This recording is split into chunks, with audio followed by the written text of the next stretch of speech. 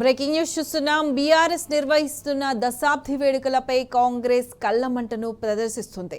అంగరంగ వైభవంగా బీఆర్ఎస్ ఆవిర్భావ వేడుకలు నిర్వహిస్తుంటే కాంగ్రెస్ సర్కార్ భరించలేకపోతుంది.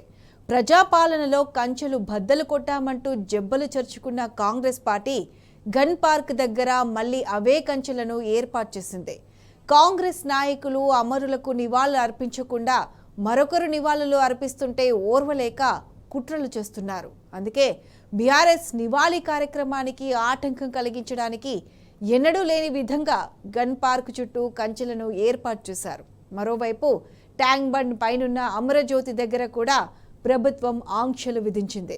అక్కడ కళాకారులు పాడే పాటలకు అనుమతి లేదని పోలీస్ శాఖ వాదిస్తుంది. వాస్తవానికి పాటలకు కూడా పర్మిషన్ ఇవ్వాలని బీఆర్ఎస్ పార్టీ కోరింది. అయితే అవేమి పట్టించుకొని పోలీసులు స్పీకర్లను తొలగించాలని హుకుం జారీ చేశారు. కేవలం ర్యాలీకే అనుమతి ఉందంటూ దబాయిస్తున్నారు. పోలీసుల తీరుపై బీఆర్ఎస్ తీవ్రంగా మండిపడింది. ఇదేం దుర్మార్గమని బీఆర్ఎస్ నాయకులు కర్నె ప్రభాకర్, రసమై బాలకిషన్ పోలీసులను నిలదీశారు.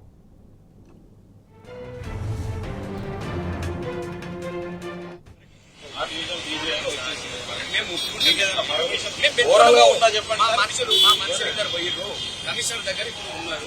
మేము మా కమిషనర్ దగ్గర మా వాళ్ళు ఉన్నారు. మా పార్టీ ప్రెసిడెంట్ కూడా మాట్లాడుతా ఉన్నాడు. వస్తే